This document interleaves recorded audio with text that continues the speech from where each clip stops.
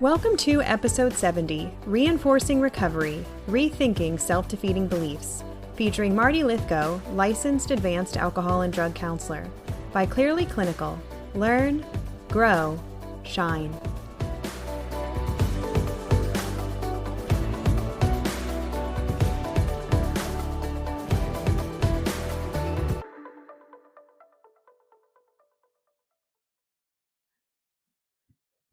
Hello to our listeners. Today we are joined by Marty Lythgoe.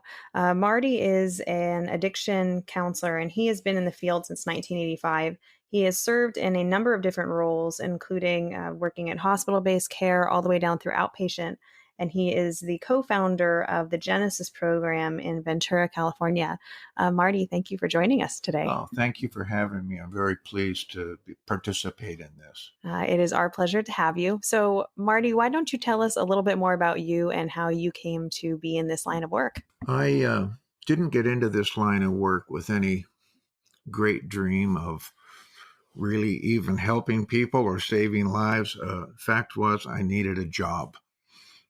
I was in treatment myself at the time, and after having taken a semester off from college, 15 years later, I ended up getting sober myself. And while I was in a treatment program, I knew that I didn't want to go back into construction work for two reasons. It was too hard on my body, and I didn't think I could stay clean going back into construction.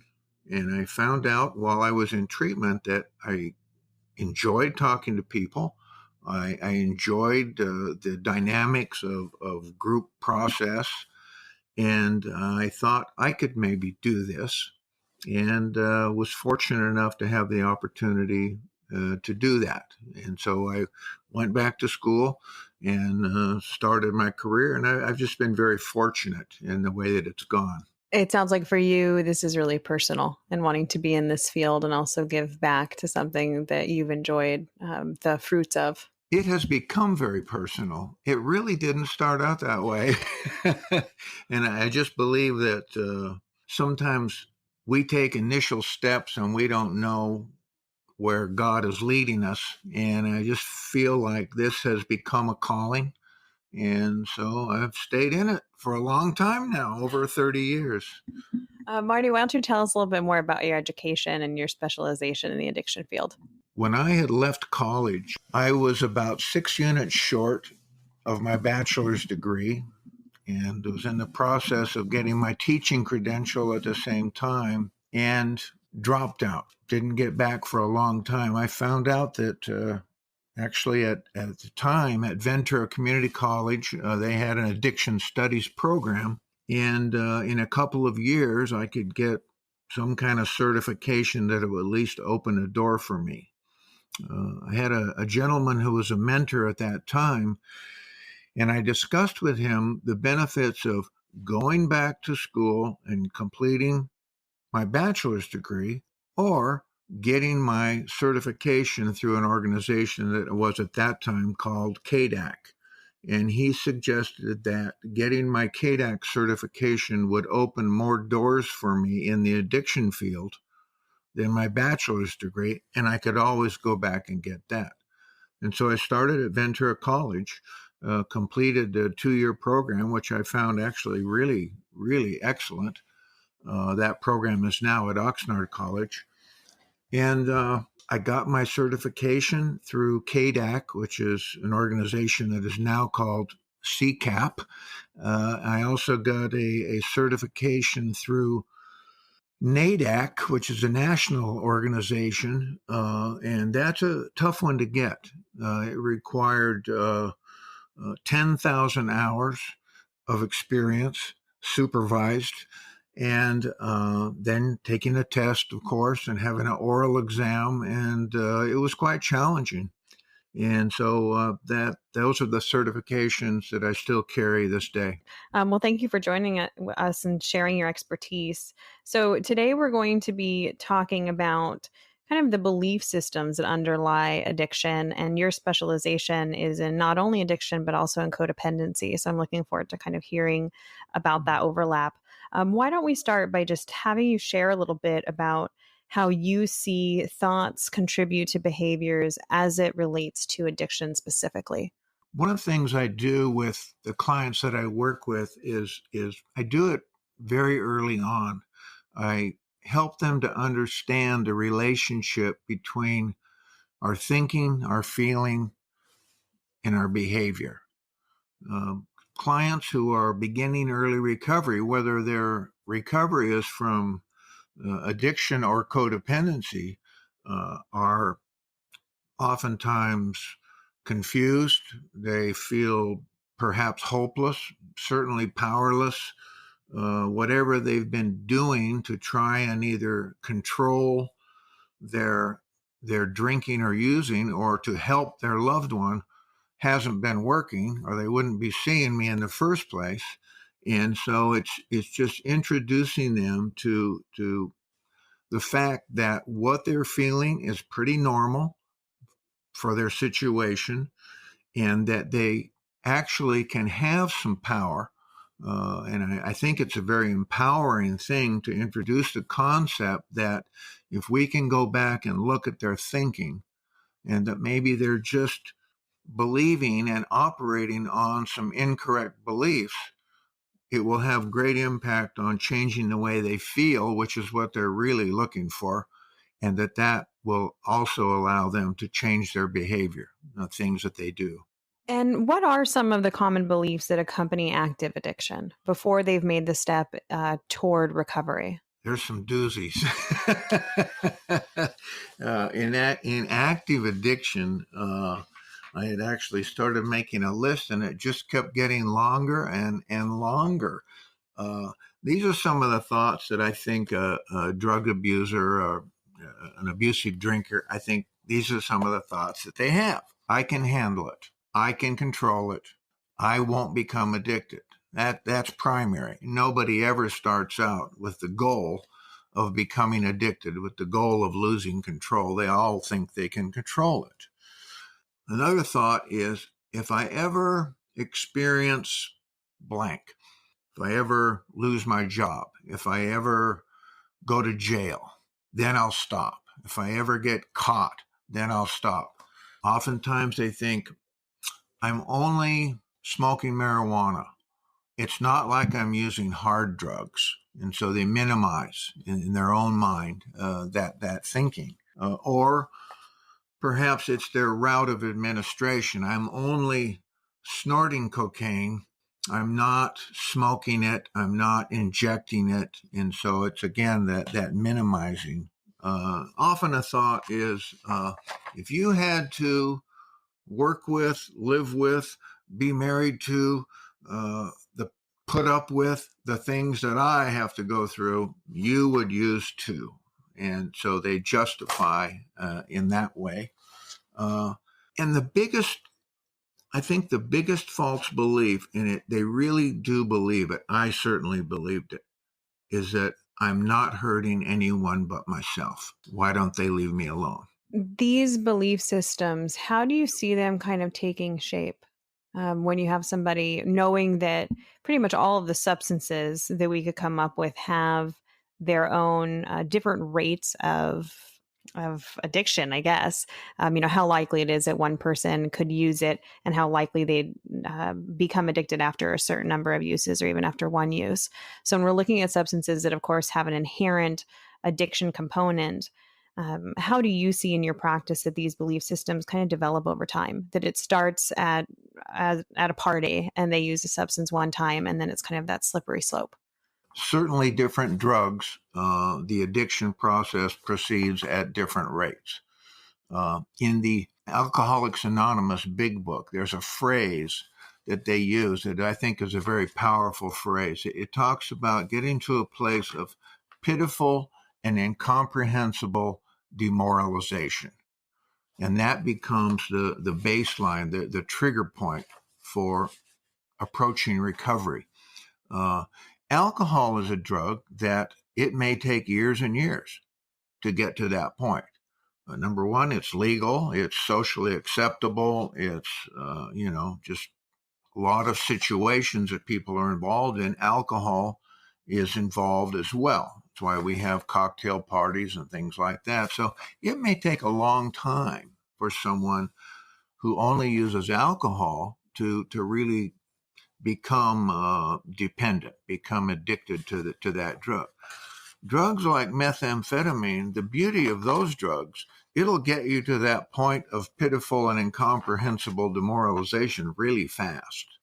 And so they're different, and I've heard people share about, from their first use, they felt that they were addicted and that they lost control of their drug use right off the bat. So this idea of control is pretty central to what it means to have an addiction. And of course, it's a really big theme in 12-step of the loss of control. Tell us more about how thinking contributes to that either perceived control or actual loss of control. Again, going back to the relationship between thinking and feelings and behavior. People use substances primarily to change the way they feel.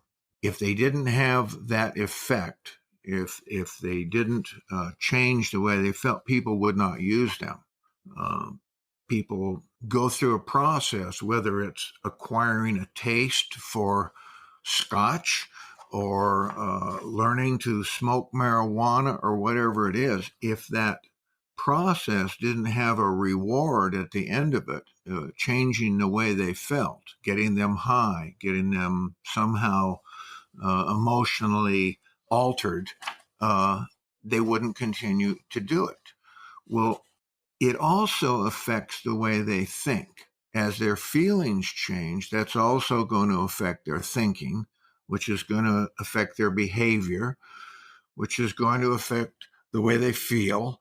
No one starts out using to feel bad. They start out using to feel good or to feel better than whatever situation they're in. And I think over time, what happens is that the bad feelings, maybe the uncomfortable feelings that they may be wanting to change with their use of chemicals, that works. It changes the way they feel, but it's non-selective. And as the use progresses, as the tolerance builds, as the loss of control becomes more imminent, it is not only blocking out those uncomfortable feelings, those negative feelings, it's blocking out all their feelings. And so it's very common when I see someone for the first times and they're beginning their search for recovery, they're very detached from their feelings. And that's goes whether they be a drug abuser or a codependent, either way, they're very detached from their feelings. And so we begin to explore their feelings, and then we work backwards from there and begin to examine what their thought patterns are that lead to those feelings. If I can get them to understand that thinking precedes feelings, that there's a automatic thought is what Albert Ellis called it, automatic thoughts that are in that process, then they can begin to, I think, feel empowered to change their thinking. So tell me more about the relationship between thoughts, feelings, and behaviors, just kind of the fundamental cognitive behavioral perspective on that. And then I want to go too into how that gets affected by addiction. But let's just start kind of with the underlying pattern or cycle of thoughts, feelings, and behaviors. Many years ago, everyone in the world believed that the earth was flat. If that's your belief, that you believe that is the truth, then it's going to greatly affect how you feel going on a cruise. You're going to have anxiety out there on a cruise, and it's not going to be a very enjoyable experience. And I use that simple example to help clients understand that relationship between thinking and feeling. What happens especially in the addictive process, is that it doesn't really matter which comes first. I don't think, whether it's the thoughts, the feelings, or the behavior, but they're all going to have that interaction and that they're related to each other. In AA, in 12-step programs, it's really behavioral modification. Stop drinking, go to meetings, hang out with sober people, make behavioral changes. And what they say is we will act our way into right thinking. And I think that's really important in the recovery from addiction, is the behavioral change. But I've found that unless we change the thinking process, because that really is the issue in recovery. Once someone stops drinking or using, then it's all about surviving our feelings, because we're not equipped to do that. Addicts in early recovery have been sedating, self-medicating their feelings for a long time, and they don't have the skills or the tools to deal with their emotions. They've just been burying them. And so in that way, it's just about the relationship between the three. And in my perspective and in my practice, it doesn't really matter where we start. I go back over and over again. I use a diagram of the relationship between thinkings, feelings, and behavior. I can see how the introduction of a substance would really interrupt that you could have a thought and then a feeling, which if you had a substance at that moment, when you started having the feeling, it would alter your feeling and it would alter your behavior, and that it would basically take the cycle and kind of hijack it. Tell us more about how that plays out in addiction when the addiction itself is interrupting the cycle of thoughts, feelings, and behaviors. Remember that substance use changes the way we feel. Over time, as people build tolerance and it takes more and more of the substance to have that same effect, it begins to lose some of its effectiveness.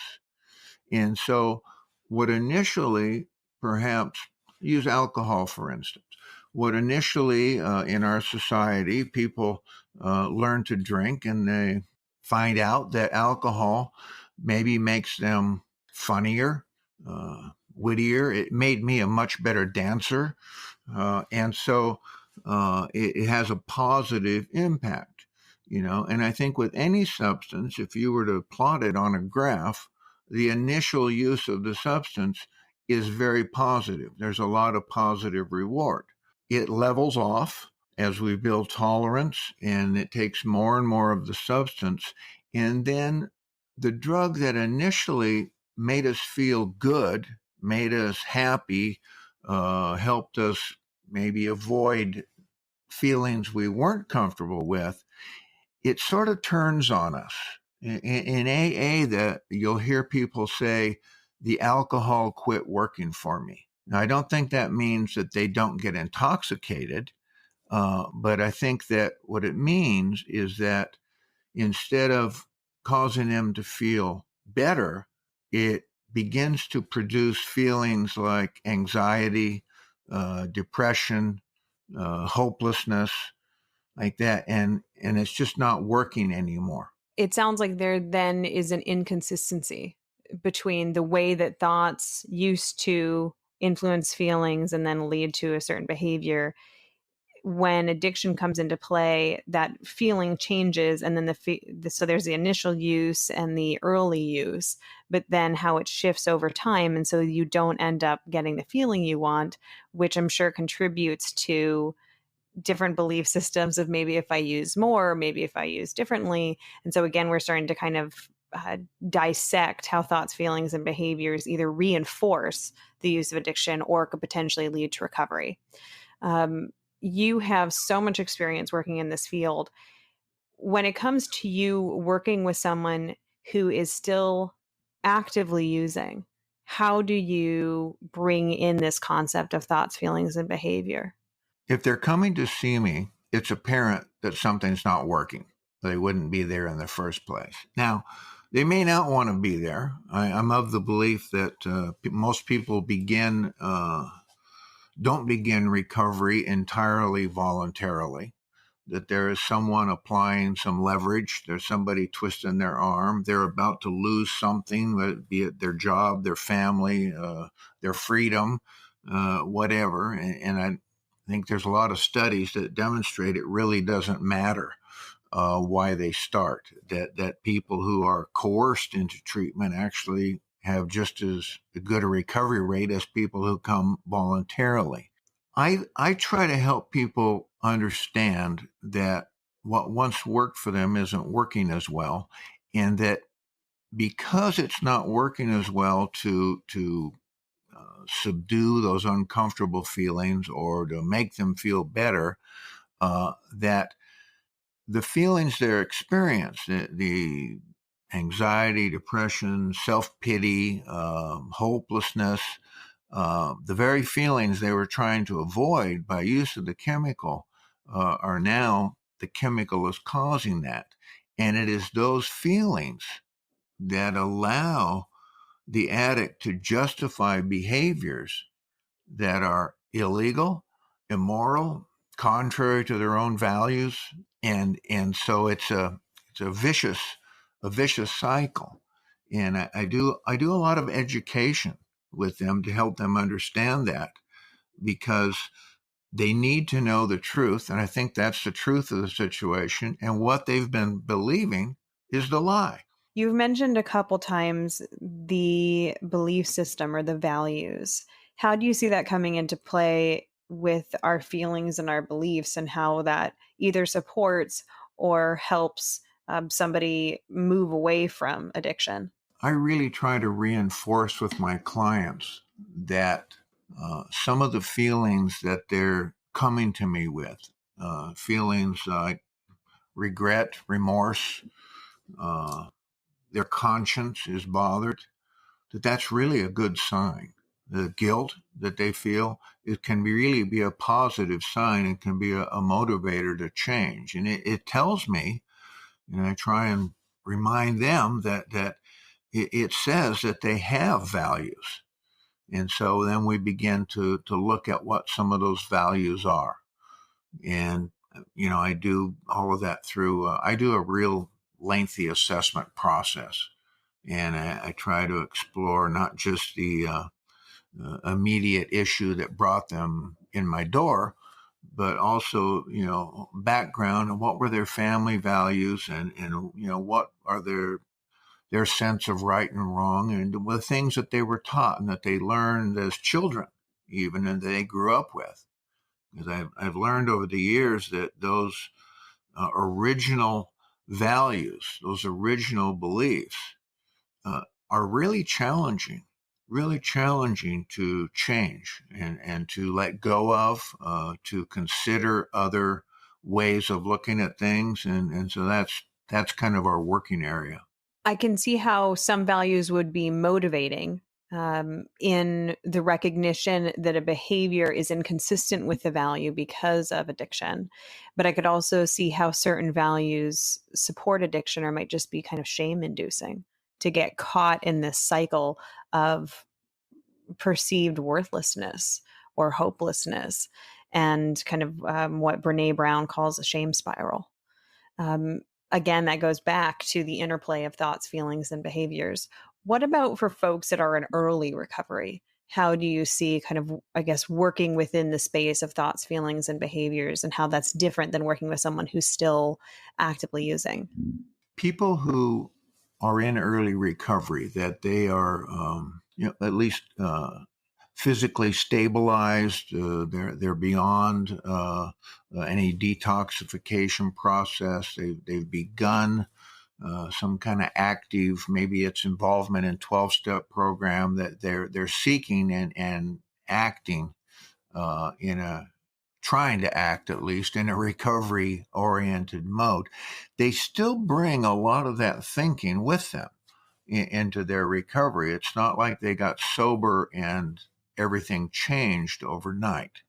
And so, what they bring with them most commonly are things like that all or nothing thinking, that polarized way of looking at things that doesn't leave much middle ground.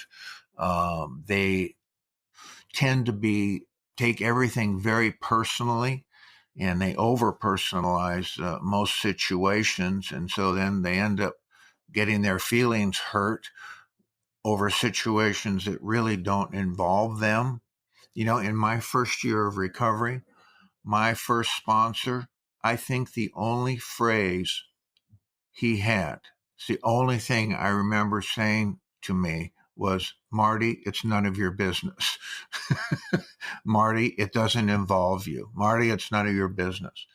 And because I think most addicts are very sensitive. I was a very sensitive person, and I took things very personally, and I had to learn differently. Addicts come into early recovery still with a habit pattern of blaming, and difficulty accepting their responsibility for situations, looking at their role in things. And they tend to place blame on other people.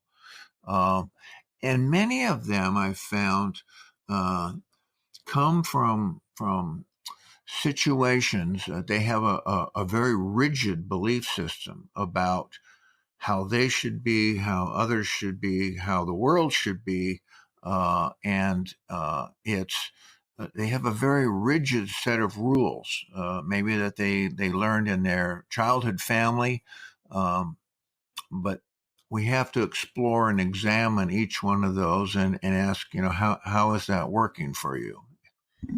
One thing I'm noticing while we're talking is kind of the intersection between not only cognitive behavior therapy, but also the different schools of thought regarding addiction. I noticed in your answer you use the word addicts, which is something that we use in 12-step. And depending on what school of thought really you operate from, knowing that you come from a background of 12-step, we use different language. Um, I'm curious, how do you feel like the language of 12-step influences thoughts, feelings, or behaviors? Because I know that some people are hesitant to embrace that language of saying, my name is so-and-so and I am an addict. And that word can inspire a lot of shame or guilt. What are your thoughts on even just people's thoughts about that, or their feelings or behaviors of folks that are in recovery? Because it is different language. I use the term addict. Some of it is from my 12-step background, but some of it, for me, is just a matter of convenience. It's just a mouthful to talk about substance use disorder and disordered using and things like that. It's just easy. I come from a strong 12-step background, but the reality is I have not been involved in 12-step programs myself actively for some time. In the process of my recovery, I became a Christian. And as I studied the Bible, there were phrases like, "You're a new creation in Christ. Old things are passed away. All things are new." And so I found it conflicting in my own mind to continue to identify as an addict. I've been clean for over 35 years. And so to continue to identify as an addict, I have a problem with that. Actually, I do workshops at a NA men's retreat, and I always, to make a point with the guys, I always say, my name's Marty, and I'm a husband and a father and a counselor, and I go on and on and on, and I'm also a recovering addict. But when I first got clean, that was my identity. I was an addict. I knew that. I knew that beyond a shadow of a doubt. I didn't know I was any of those other things yet. Those were gifts of recovery. It sounds like that goes back to beliefs and values and kind of self-identity, how you were seeing yourself, that at that point you were viewing yourself purely as somebody experiencing addiction, purely as an addict, and needing to build out those other areas to kind of find yourself and find hope that you could be more than just this kind of dirty word. I know for me, 12-step, that's one of the kind of soft spots for me about 12-step is a use of the word addict, because when I think about it, there are a few things that I think many of us would ever want to stand up and say about ourselves. It's a dirty word. It's not a compliment usually when we say somebody is an addict. And it's interesting because when we're having this conversation about thoughts, feelings, beliefs, values, how all of these kind of crash into each other in whether someone's self-perceived experience of being an addict is actually something that can motivate them to find recovery, or if it's something that could also be shaming, and how their thoughts about that are going to influence their subsequent feelings and behaviors about even just that label, what it means to be a substance user, what it means to be a quote unquote addict. It's why 12-step programs are anonymous programs. The use of the term addict or the use of the term alcoholic, which have become just common identifiers in 12-step meetings, are meant to be used in 12-step meetings with other recovering people who also have the same identification.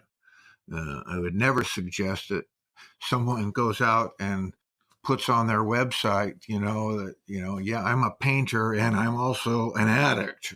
Probably not going to get much work. So I don't advertise publicly giving up that information. And I have to, in my counseling practice, that becomes an issue often, that helping people safeguard themselves and learn who to divulge that information to and who not to tell. I'm glad we kind of went on this little tangent because I think it is part of the beast that is recovery. I think this idea of how we represent ourselves in the community, whether you're someone who works in the recovery community or whether you're someone who is in recovery yourself, how we talk about it. I know I hear that come up in circles all the time of, whether it's an AOD counselor or a drug counselor or um, addictions counselor. We can say it lots of different ways. And I'm glad that you bring up how someone is self-identifying not only in a meeting, but also out in the community. And I think it goes back to the complexity of treating addiction and the fact that there are a number of different ways to find treatment. We could probably spend a lot of time talking about something like 12-step versus smart recovery or refuge recovery in different theoretical models. It sounds like fundamentally, regardless of that, there's still this interplay of thoughts, feelings, and behaviors. Why don't you give us some examples of how you've seen that play out in your practice and how you've worked with clients to really identify those automatic negative thoughts and the feelings that are coming into play when they're newly sober or even long-term sober and having to contend with really unpleasant emotions that are coming up in response to these thoughts? People in early recovery still begin their recovery with a lot of feelings that are a result of some of their distorted thinking. People in early recovery are often, they're angry, they're resentful, they're frustrated by their own inability to control their using and how they got into this situation in the first place, because that wasn't their goal. They're often sad, depressed, discouraged, maybe hopeless, unhappy, and certainly situationally, usually they have good reason to be all those things. They're very scared. They're very scared. They for usually a good period of time, they've learned how to live life using substances. They've learned how to get by and somehow maybe hold on to a job and on the outside look like they're doing okay with the use of substances. They don't have a clue about how to do that clean and sober, and so it's very frightening. They wouldn't admit that, but it's very frightening. They're usually embarrassed, guilty, ashamed, um, by their situation and by literally by the things that they've done and that have violated not only their own values but common societal values. And oftentimes they feel hopeless, confused, helpless, certainly insecure. So they've got all these feelings that I have to try and draw out of them because they're detached. But they're there, and they have no tool to deal with them other than to use substances. And so if they're going to stay clean, if they're going to, we've got to give them some tools to survive those feelings, to learn that those are pretty natural, normal feelings. Everyone experiences them to some degree or another.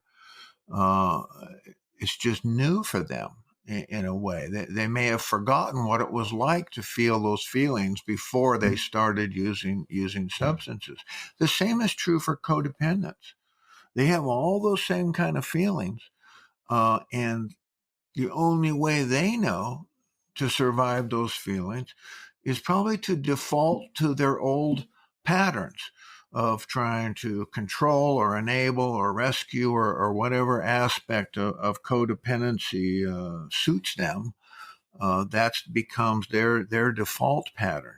And so got all these feelings they don't know how to deal with. And again, I think we have to work backward to the thinking that is the more effective way.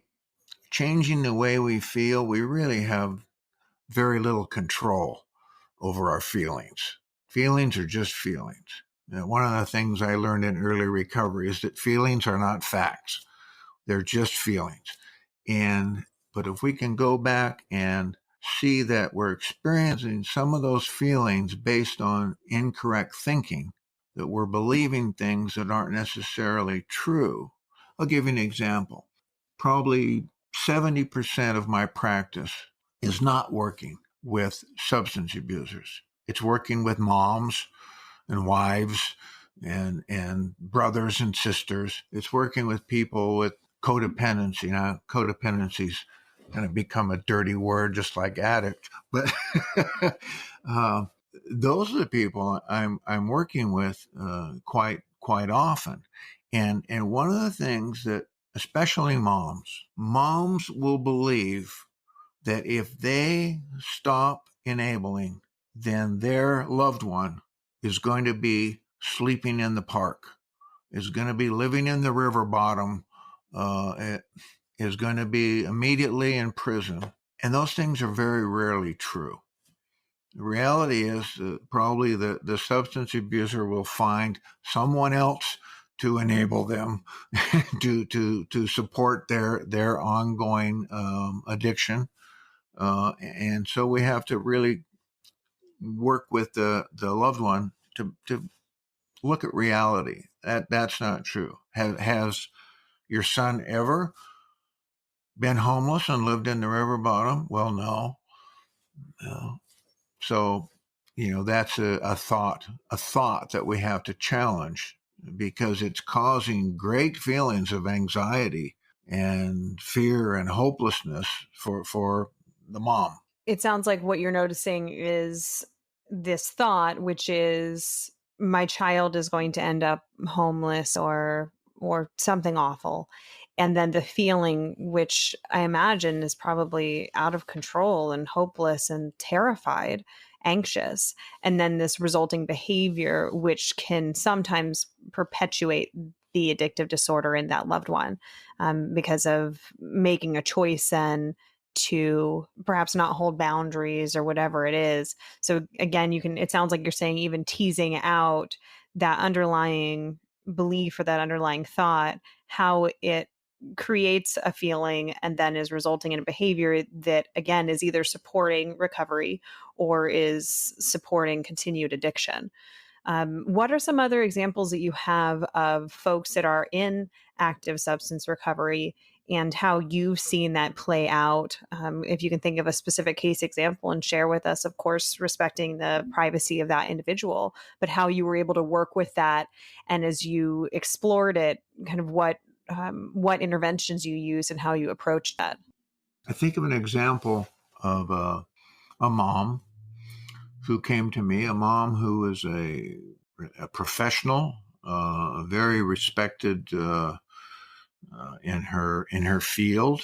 She's an educator and just a really strong and powerful woman with a son who abused alcohol, cocaine, got into methamphetamine, and his addiction was progressing and getting worse and worse and worse. And Mom had a pattern of letting him live with her, supporting him, not charging him rent. He didn't work. She gave him money, typical stuff that we see in that kind of enabling behavior. It took me probably close to 2 years. And it's all, it's not an overnight thing that happens. Then she finally sees the light and changes the way she does things. But to help her to understand that helping wasn't helping, because I think all codependent people, and it can be a fine line between helping and enabling, between helping and rescuing. And, but to get her to really see that all of her helping, her well intentioned, because she loved him and cared about him, helping wasn't helping. And usually it was over that period of time was oftentimes, 3 steps forward and 2 steps back, and 2 steps forward and 3 steps back, and it went like that. But finally, she was able to let go, and she had a strong belief in God and to trust that God had good plans for her son, just as He did for her, and to let go. And when she did, he got into recovery within a matter of weeks. It didn't take very long at all, and it was one of those suddenlies that had taken years. And he is, to this day, I have contact with him. He's now probably 5, 6 years sober, very active in AA, involved in his church, finishing his college education. His life has turned around. It took her letting go, which gave me the opportunity to drum it into her head that what a big lie she'd been believing, and that he would have gotten sober years ago if she'd got out of the way. I know that one of the ways that you cope with the gravity of this work is through use of humor, because it is so scary. I think that's what it's become for people that are suffering from addiction and for their family members, terrified of what it would mean to stop, terrified of how much pain they'd be in, especially considering what substances they might be using. And then for family members, terrified that something bad is going to happen to their child if they don't do the right thing.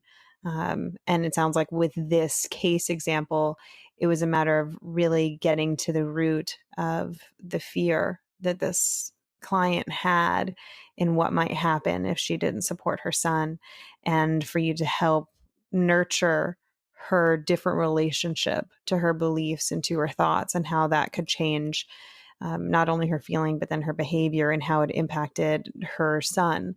I can hear the kind of sparkle of systems theory starting to appear in that, of how one factor is affecting everything else around it.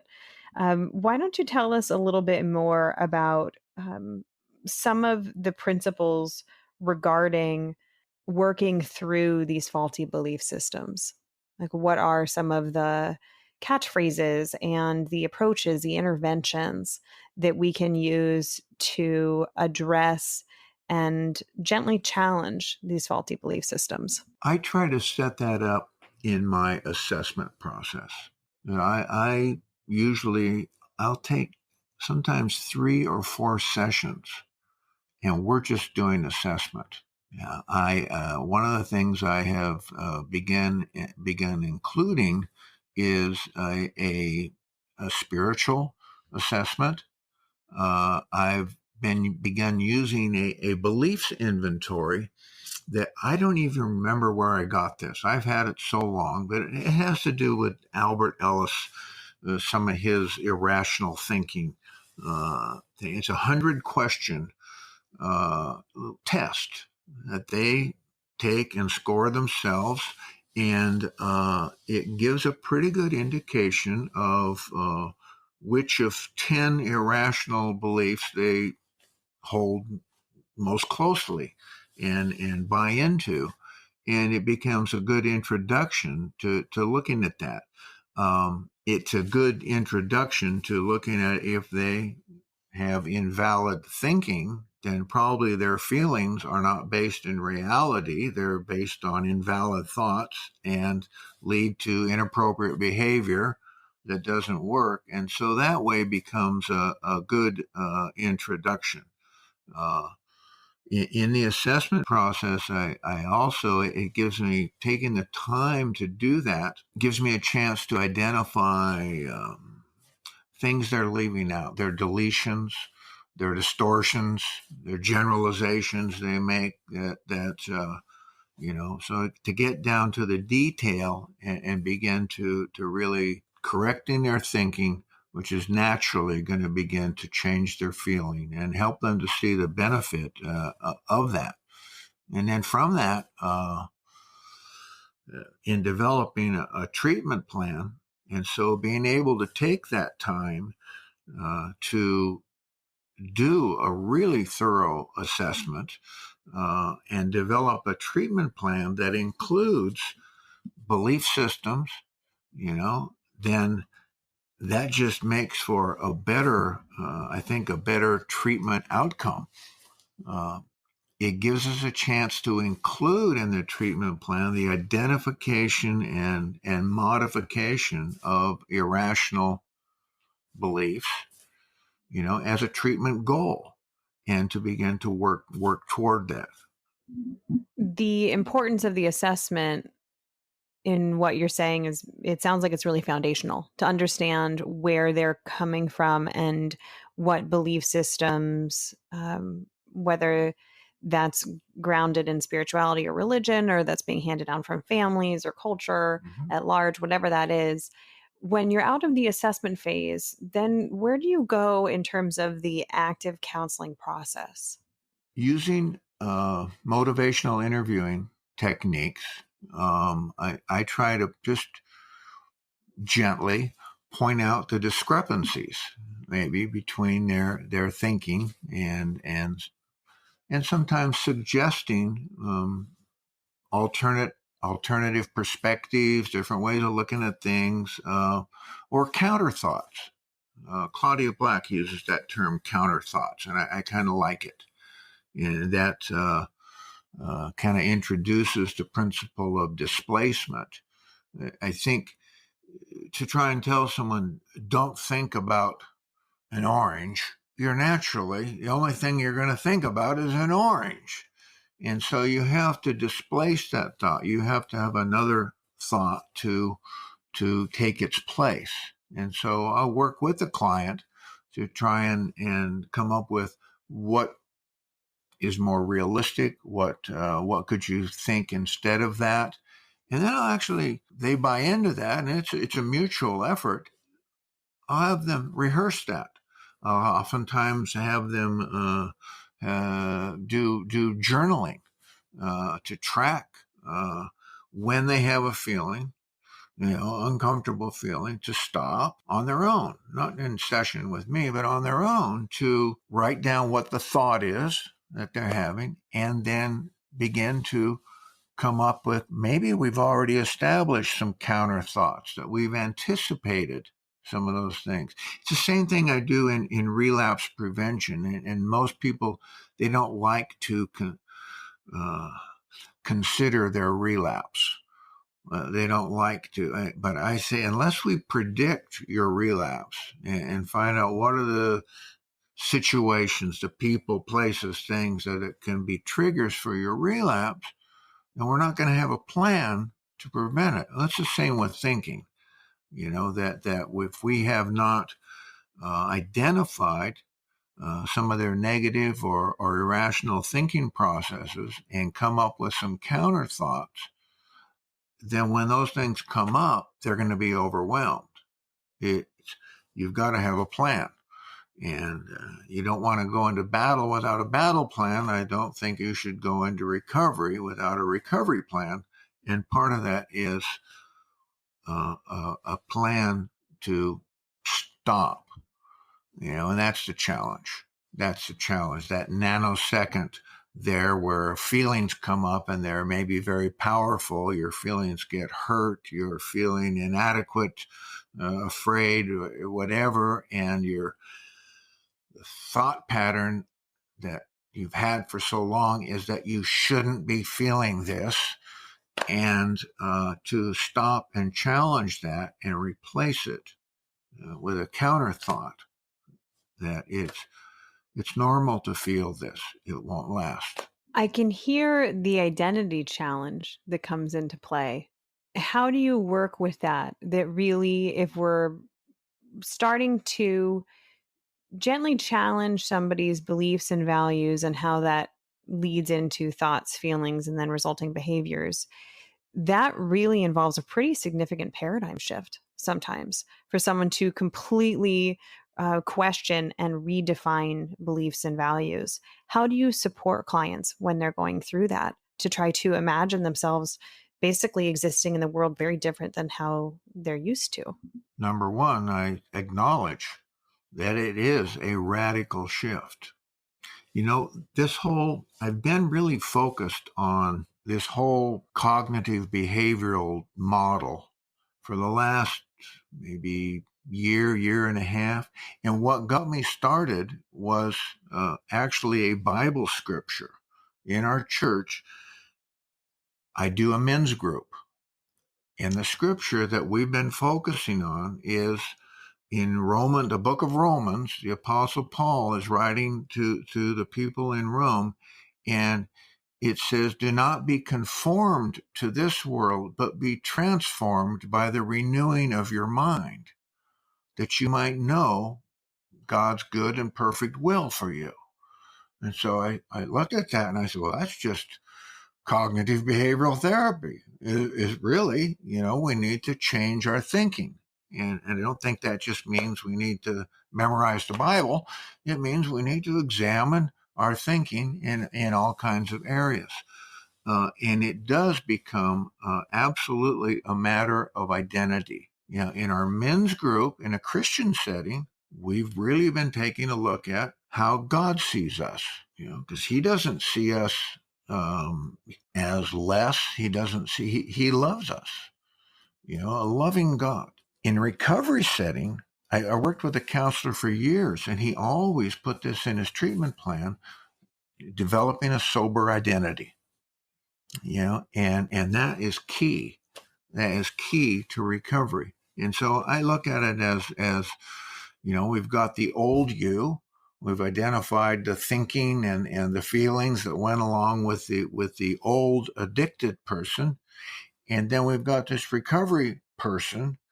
And then the process becomes, how do we get from point A to point B?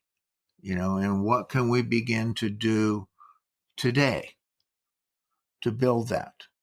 And that every little baby step becomes a cause for celebration, and we count that as success. And that's a challenge because most people with drug and alcohol problems have that built-in need for instant gratification.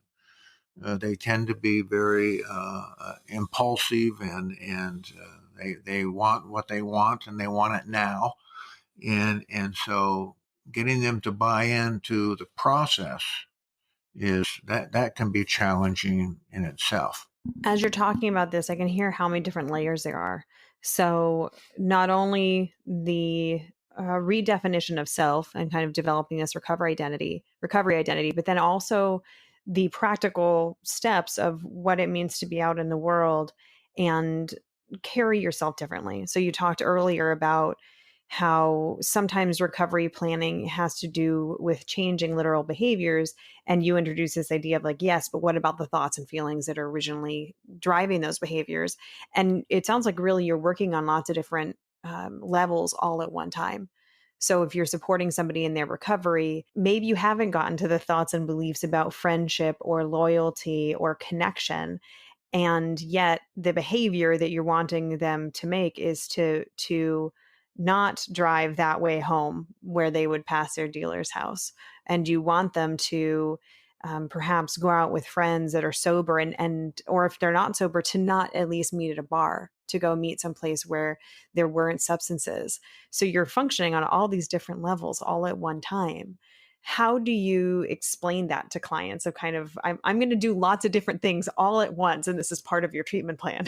By the time a client comes to see me, their life has become what the substances that initially expanded their life, or at least that they believe expanded their life, that hasn't been working for a while. And their social circle initially expanded, and now it's shrunk because addiction is a disease of isolation. And so by the time people get to see me, they're using alone, they're lying about it, they're hiding it, the party is long over, and they've become rather one-dimensional. And so I introduced the concept of we're just going to make them multi-dimensional, and it's going to take time, and it's going to be a lot of hard work, and it's going to be really uncomfortable, and I know all that up front. I make no bones about that recovery is not the easier, softer way. It's really hard. And it's also very rewarding.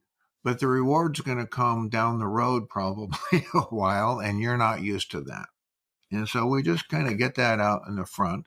And I try and just encourage them and support them and really point out to them the things that they don't see. My experience is that people don't see their own growth. People don't see their own process nearly as well as others see it in them. And I always emphasize that recovery is something identifiable. People should see it. They may not know what it is. They may not know you're in recovery. Maybe they say to you, have you lost weight? Did you get a new hairdo? Did you go into the gym? But something, it shows, and recovery should show. And so if they can't see it, and it's my job, I think, to point it out to them, that I see their growth and just really feed them with encouragement and support. Oftentimes I feel like I'm a cheerleader, but they need that. Most people haven't received enough attaboys or attagirls in their life. And so that's part of my role. You're suggesting this idea of inoculating them against the realities of what it means to be in recovery, of how difficult it's going to be, and also something I call, it sounds like being the holder of the hope, that you get to represent that for them and be somebody that is standing behind them and supporting them, walking alongside them in what really is probably one of the biggest challenges of their lifetime. Um, Marty, you and I could sit and talk for quite a while. What are some resources that you really recommend to individuals, either that you're recommending, like either as a self-help resource or for clinicians that you've supervised, that you've worked alongside? Today, we've been talking about the interplay of thoughts, feelings, behaviors, underlying belief systems, and then how that comes into the room with working with folks that are either in recovery or are struggling with codependency. What books do you recommend? What websites do you like? Well, certainly back up to old fundamental Albert Ellis, Aaron Beck, books on that. They were into this back in the 50s. And certainly those. One of the books that I've read recently that really spoke to me is a book called Renew, Breaking Free from Negative Thinking, Anxiety, and Depression. It's written by a lady named Julie Winter. And it's written from a Christian perspective, but she also is a physician assistant. And so she brings both the medical background and the spiritual side of it together.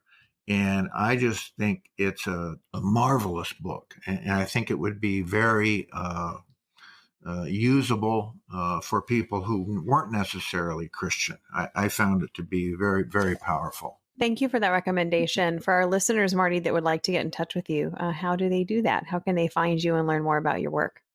My practice is located in Ventura, California. My website is martylythgoe.com. That's the spelling is Lythgoe. Most people get that wrong.